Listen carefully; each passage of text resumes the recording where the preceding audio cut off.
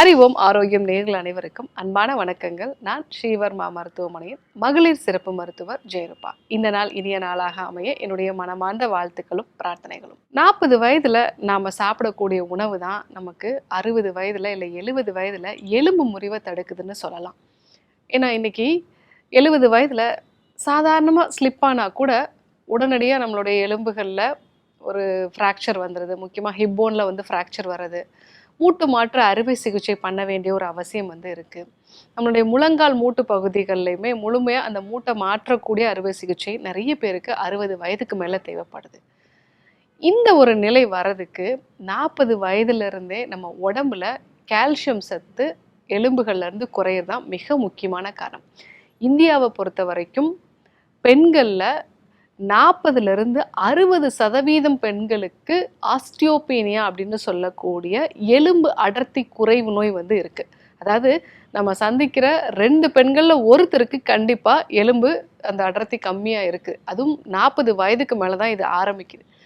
40 வயதில் நம்ம ஆரோக்கியமான உணவை எடுத்துக்கலை அப்படின்னா 60 வயதில் கண்டிப்பாக ஒரு ஹிப் ரீப்ளேஸ்மெண்ட் சர்ஜரி பண்ண வேண்டியதோ இல்லை வந்து நீ ரீப்ளேஸ்மெண்ட் சர்ஜரியோ, ஸோ இந்த மாதிரி எலும்புகள் சார்ந்த பிரச்சனை நமக்கு வர்றதுக்கு நிறைய வாய்ப்புகள் இருக்குது. ஸோ ஏன் 40 வயசில் நம்ம உணவு முறையில் ரொம்ப கவனமாக இருக்கணும் அப்படின்னா, 40 வயசு வரைக்கும் நம்ம பாடியில் எலும்புகள் அப்படிங்கிறது வந்து உருவாகக்கூடிய அந்த அளவும் எலும்புகள் வந்து அழியக்கூடிய அந்த அளவும் கரெக்டாக இருக்கும். அதாவது இந்த எலும்புகள் உருவாகக்கூடியதை நம்ம ஒரு பேங்க் மாதிரி வந்து கற்பனை பண்ணிக்கலாம். ஆஸ்டியோபிளாஸ்ட் ஆக்டிவிட்டி, ஆஸ்டியோகிளாஸ்ட் ஆக்டிவிட்டி அப்படின்னு சொல்லுவோம். எலும்புகள் வந்து உருவாகக்கூடிய அந்த நிலை. ஸோ இதுவும் அதே மாதிரி எலும்புகள் வந்து அழியக்கூடிய இந்த நிலை, இது ரெண்டுமே ஈக்குவலாக இருக்கும் 40 வயது வரைக்கும். 40 வயதுக்கு மேலே என்ன ஆகும் அப்படின்னா, முக்கியமாக பெண்களோட உடம்புல ஹார்மோன்ஸ் சேஞ்சஸ் வரும். ஆண்களோட உடம்புலையும் நிறைய பாதிப்புகள் வரும். முக்கியமாக சர்க்கரை வியாதியோ, ரத்த அழுத்தமோ, இல்லை தைராய்டு மாதிரியான பிரச்சனைகளோ, உடல் எடை அதிகரிக்கிறது, இந்த மாதிரியான பிரச்சனைகள்லாம் இருக்குது அப்படின்னா ஆஸ்டியோகிளாஸ்ட் ஆக்டிவிட்டி அப்படின்னு நம்ம வந்து சொல்லுவோம். அதாவது எலும்புகள் வந்து அழியக்கூடிய அந்த நிலை வந்து கொஞ்சம் அதிகமாகவும் உருவாகக்கூடிய திறன் வந்து கம்மியாக இருக்கும். ஸோ அப்போது ஆஸ்டியோபீனியா அப்படின்னு சொல்லக்கூடிய எலும்பு அடர்த்தி குறைவு நோய் அப்படிங்கிறது 40 வயதுக்கு மேலே தான் தொடங்க ஆரம்பிக்குது. இதை நம்ம முறையாக சிகிச்சை கொடுக்கல, இல்லை அதற்கான உணவு முறைகளை நம்ம மாற்றம் கொண்டு வரல, வாழ்வியல் முறைகளை நம்ம மாற்றம் கொண்டு வரல அப்படின்னா நம்மளுடைய எலும்புகள் எல்லாமே ஒரு உளுத்து போன கட்டை மாதிரி இருக்கும். வெளியில் வந்து அந்த எலும்புக்கான ஸ்ட்ரக்சர் இருக்கும், உள்ளே வந்து ஒரு ஸ்பாஞ்ச் மாதிரி வந்து ஆயிரும், ரொம்ப வந்து பலகீனமாக ஆகிடும். அதனால தான் நமக்கு அடிக்கடி வந்து 40 வயசுலேயே கழுத்து வலி வர்றது, இடுப்பு வலி வர்றது, நடந்தால் மூட்டில் வந்து சத்தம் இருக்கிறது, குதிங்கால்களில் வந்து வலி வர்றது, உடம்புல எப்பவுமே ஒரு அசௌகரியம் இருந்துக்கிட்டே இருக்குது, அதிகமான ஒரு டயர்னஸ் இருக்குது. இந்த அறிகுறிகள்லாம் இருக்குது அப்படின்னாலே உங்களுக்கு எலும்பு அடர்த்தி கொஞ்சம் கொஞ்சமாக குறைஞ்சிக்கிட்டே இருக்குன்னு அர்த்தம். ஸோ 40 வயசுக்கு மேலே இந்த 7 விதமான உணவுகளை கண்டிப்பாக நீங்கள் வந்து சேர்த்துக்கோங்க. அப்போ தான் 60 வயதில் 75 வயதில் உங்களுடைய இந்த எலும்பு மாற்று அறுவை சிகிச்சை, மூட்டு மாற்று அறுவை சிகிச்சையை வந்து நீங்கள் தவிர்க்கலாம். ஸோ என்னென்ன உணவுகள் அப்படின்னு பார்த்தீங்கன்னா, முதல்ல எள்ளு. இந்த எள்ளில் வந்து அதிகப்படியான கால்சியம் வந்து இருக்குது. அதுவும் முக்கியமாக ஃபைட்டோ ஈஸ்ட்ரோஜனும் வந்து இருக்குது. ஸோ இந்த எள்ளை ஊற வச்சோ இல்லை நீங்கள் வந்து வறுத்தோ எடுத்துக்கும் பொழுது 40 வயதுக்கு மேலே உங்கள் பாடிக்கு தேவையான ஈஸ்ட்ரோஜனையும் கொடுக்கும். அதே மாதிரி எலும்பு அடர்த்தியும் வந்து இது அதிகப்படுத்தும். ரெண்டாவதாக சோயா சார்ந்த உணவுகள். அதை நீங்கள் சோயா சங்க்ஸாக வந்து எடுத்துக்கலாம். அதாவது மீல் மேக்கர்னு சொல்லக்கூடிய சோயா சங்க்ஸாகவும் எடுத்துக்கலாம், இல்லை வந்து சோயாவை வேக வச்சும் வந்து எடுத்துக்கலாம். இதில் புரோட்டீன் சத்து அதிகமாக இருக்குது. இதில் இருக்கக்கூடிய பயோஃப்ளேவனாய்ட்ஸ் வந்து உங்கள் எலும்பு அடர்த்தியை அதிகப்படுத்துது. அதே மாதிரி உடலுக்கு தேவையான அந்த ஈஸ்ட்ரோஜன் சத்தையும் வந்து கொடுக்கறதுனால எலும்புகளோட அடர்த்தி வந்து அதிகமாகுது அப்படிங்கிறது நிறைய ஆராய்ச்சி மூலமாக வந்து சொல்லியிருக்காங்க. ஸோ வாரத்தில் ஒரு நாள் இல்லை 2 நாள் சோயா வேக வச்சு எடுத்துக்கோங்க. அடிக்கடி சோயாவை வந்து நீங்கள் அந்த சங்க்ஸையும் வந்து, அதாவது அந்த மீல் மேக்கரையும் வந்து சமைச்சு சாப்பிடலாம். சைவ உணவு எடுத்துக்கிறவங்களுக்கு இது அற்புதமான புரத உணவு. ஸோ இந்த ஒரு உணவையும் அடிக்கடி நீங்கள் எடுத்துக்கோங்க. மூன்றாவதாக கருப்பு உளுந்து.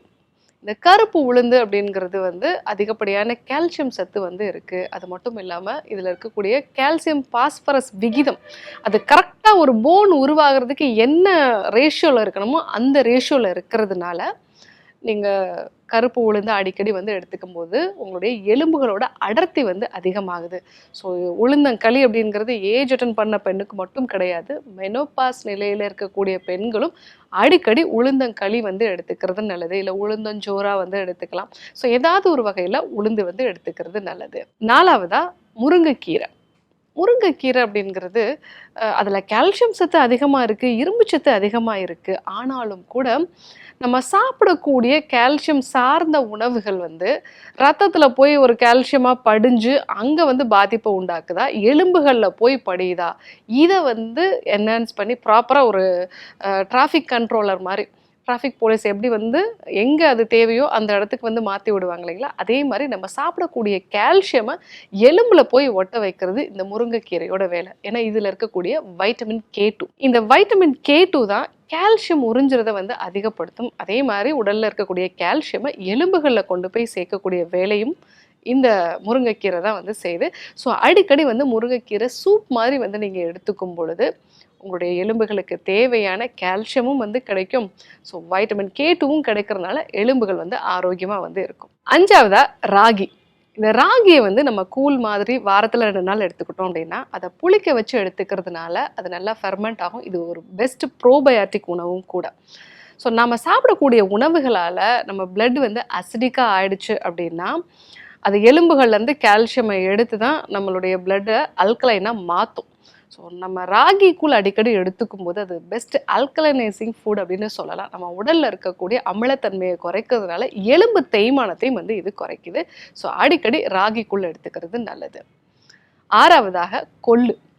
இந்த கொள்ளு வந்து நம்ம ரசம் மாதிரியோ இல்லை கொள்ளு வந்து சட்னி மாதிரியோ நம்ம வந்து பண்ணி சாப்பிடும்போது உடல் எடையை வந்து குறைக்குது, மெட்டபாலிசத்தை வந்து இது சரி பண்ணுது. அதனால் மூட்டுகளில் உண்டாகக்கூடிய அழுத்தத்தையும் வந்து இது குறைக்குது. ஸோ இதனால் எலும்புகளுக்கு தேவையான இரத்த ஓட்டம் வந்து போகும் பொழுது எலும்புகளோட அடர்த்தியும் வந்து அதிகமாகுது. ஸோ அடிக்கடி வந்து கொள்ளு வந்து நம்ம எடுத்துக்கலாம். கடைசியாக 7வதா பிரண்டை.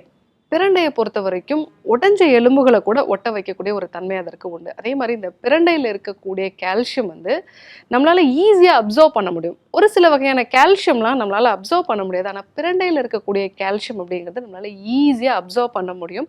ஸோ அதனால் பிரண்டையை துவையலாவோ இல்லை பிரண்டை வந்து குழம்பு சேர்த்து வந்து நம்ம எடுத்துக்கிறது, இல்லைன்னா பிரண்டை மாத்திரைகளாக வந்து எடுத்துக்கிறது நம்ம எலும்புகளோட அடர்த்தியை வந்து அதிகப்படுத்துது. நிறைய இதில் ஆராய்ச்சிகள் வந்து நடந்திருக்கு. ஸோ பிரண்டையை பொறுத்த வரைக்கும் வஜ்ரவலி அப்படின்னு சொல்லுவாங்க. அதாவது எலும்புகளை வந்து நல்லா வந்து வஜ்ரம் மாதிரி பலப்படுத்தக்கூடிய ஒரு தன்மை அதற்கு உண்டு. ஸோ அதை உணவாகவும் எடுத்துக்கலாம், இல்லை வந்து அதை சத்து மாத்திரைகளாகவும் வந்து எடுத்துக்கலாம். இந்த 7 விதமான உணவுகளை நம்ம தொடர்ந்து எடுத்துக்கிறோம். ஒரு 40 வயதுக்கு மேலே வாரத்தில் ஒரு 3 நாள் 4 நாளாவது இந்த உணவுகளை வந்து நம்ம எடுத்துக்கிறோம் அப்படின்னாலே நம்மளுடைய எலும்புகள் பலப்பட ஆரம்பிக்கும். 60-70 வயதுக்கு மேலே உண்டாகக்கூடிய மூட்டுகளில் ஃப்ராக்சர் வரதை நம்ம கொஞ்சம் அவாய்ட் பண்ணிக்கலாம். ஆனாலும் கூட நிறைய பேர் சொல்கிறது, டாக்டர் இந்த மாதிரி கால்சியம் சார்ந்த உணவுகள்லாம் நான் சாப்பிட்றேன், ஆனாலும் எனக்கு எலும்பு சார்ந்த வலிகள் இருக்குது அப்படின்னா இந்த கால்சியம் வந்து அப்சர்வ் ஆகிறதுக்கு சில சத்து பொருட்கள் நமக்கு வந்து தேவை. அதை நம்ம வந்து சரியாக எடுத்துக்க மாட்டோம். அதே மாதிரி உடம்புல எலும்பு தேய்மானம் உண்டாகிறதுக்கான உணவுப் பொருட்களை அதிகமாக எடுத்துக்குவோம். இந்த 2 விஷயம்தான் கால்சியம் அப்சர்வ் ஆகாமலும் எலும்புகள் பலமாகாமல் இருக்கிறதுக்கும் முக்கியமான காரணமாக இருக்குது. ஸோ என்னென்ன சத்து பொருட்களை நம்ம கால்சியம் அப்சர்வ் பண்ணுறதுக்கு எடுத்துக்கணும் அப்படின்னா, முதல்ல வைட்டமின் D3, அதுபோல் வைட்டமின் K, மெக்னீஷியம், இந்த 3 சத்துக்களுமே கால்சியம் அப்சர்வ் பண்ணணும், எலும்புகள் ஆரோக்கியமாக இருக்கணும்னா ரொம்பவே அவசியம். ஸோ வைட்டமின் D3 நமக்கு எல்லாருக்குமே தெரியும், நம்ம ரெகுலராக சன்லைட்டில் வந்து எக்ஸ்போஷரில் இருக்கணும். வைட்டமின் K இருக்கக்கூடிய உணவுப் பொருட்கள் அப்படின்னு பார்த்தீங்கன்னா முருங்கைக்கீரை, ஃபெர்மெண்டட் ஃபுட்டு, இது எல்லாத்துலேயுமே வைட்டமின் K வந்து இருக்குது. அதே போல் மெக்னீஷியம் சார்ந்த உணவுகளையும் நம்ம எடுத்துக்கிறது நல்லது. ரெகுலராக வந்து பூசணி விதைகளை வந்து எடுத்துக்கலாம், சன்ஃப்ளவர் சீட்ஸ் வந்து எடுத்துக்கலாம். இதெல்லாம் நம்ம வந்து எடுத்துக்கிட்டோம் அப்படின்னா உடம்புக்கு தேவையான மெக்னீஷியம் வந்து கிடைக்கணும். எதெல்லாம் தவிர்க்கணும்? முக்கியமாக 3 விஷயத்தை வந்து நம்ம தவிர்க்கணும். அதிகமாக உப்பு சேர்ந்த பொருட்கள், முக்கியமாக வந்து நம்ம ப்ரிசர்வேட்டிவ் சேர்ந்த பொருட்கள் எடுத்துக்கிறோம் அப்படின்னா அது வந்து உடம்புல இருக்கக்கூடிய கால்சியமை வந்து வெளியேற்றிடும். சோடியத்தோட வந்து உடம்புல இருக்கக்கூடிய கால்சியமும் வந்து சேர்ந்து வெளியேறக்கூடிய ஒரு தன்மை வந்து இருக்குது. 2வது, அதிகமாக காஃபி குடிக்கிறது. இந்த காஃபி நிறைய குடிக்கிறோம் அப்படின்னா அதில் இருக்கக்கூடிய பாஸ்பாரிக் ஆசிட் அப்படிங்கிறது எலும்புகளை அரிக்க ஆரம்பிச்சிடும். இது டயூரிட்டிங்க்கும் கூட உடம்புல இருந்து கால்சியத்தையும் வந்து வெளியேற்றும். 3வதாக அதிகமாக இனிப்பு சார்ந்த பொருட்களை வந்து எடுத்துக்கிறது. இதனால் உடல் எடையும் வந்து அதிகரிக்கும். இன்சுலின் ரெசிஸ்டன்ஸ் வந்து உண்டாகிறது, இல்லை ரொம்ப சீக்கிரமாக சர்க்கரை வியாதி வருது. இதனால் எலும்புகளோட அடர்த்தி வந்து குறைய ஆரம்பிக்குது. ஸோ அதிகமாக சர்க்கரை சார்ந்த உணவுப் பொருட்களை எடுத்துக்கிறதையும் நம்ம வந்து தவிர்க்கணும். இந்த 3 விதமான உணவுப் பொருட்களையும் நம்ம தவிர்த்துட்டு, நான் சொன்ன இந்த கால்சியம் அதிகமாக இருக்கக்கூடிய 7 உணவுப் பொருட்களையும், vitamin D, vitamin K, magnesium இருக்கக்கூடிய உணவுப் பொருட்களையும் நம்ம எடுத்துக்கிட்டோம் அப்படின்னாலே எலும்புகள் ரொம்பவே ஆரோக்கியமாக இருக்கணும். இது கூட எடை தூக்கக்கூடிய பயிற்சிகள் சின்ன சின்னதாக வந்து மசில் பில்டிங் எக்ஸசைஸ் அப்படின்னு நம்ம சொல்லுவோம். அந்த மாதிரியான பயிற்சிகளையும் நம்ம சேர்த்து பண்ணும் பொழுது எலும்புகள் ஆரோக்கியமாக இருக்கும். ஸோ இன்னைக்கு நம்மளுடைய எலும்புகள் ஆரோக்கியமாக இருக்கிறதுக்காக 7 விதமான உணவுகளை பற்றி நம்ம வந்து பார்த்தோம். அது எப்படி ப்ராப்பராக அப்சர்வ் பண்ணணும், என்னென்ன உணவுப் பொருட்கள்லாம் தவிர்க்கணும் அப்படிங்கிறத நம்ம பார்த்தோம். ஸோ 40 வயதில் நம்ம சாப்பிடக்கூடிய இந்த உணவுகள் தான் 60 வயதில் நம்மளுடைய எலும்புகளை ஆரோக்கியமாக வச்சுக்க போகுது. ஸோ எலும்புகள் ஆரோக்கியமாக இருக்கிறதுக்கு இந்த உணவுகளை கண்டிப்பாக சாப்பிடுங்க. ஸோ இன்னைக்கு எலும்புகள் வந்து ஆரோக்கியமாக இருக்கிறதுக்கு 40 வயதுக்கு மேலே என்னென்ன உணவுகள்லாம் சாப்பிடலாம் அப்படிங்கிறத தெரிஞ்சுக்கிட்டோம். இதே போன்று இன்னொரு அற்புதமான பதிவில் உங்களை சந்திக்கிறேன். நன்றி, வணக்கம்.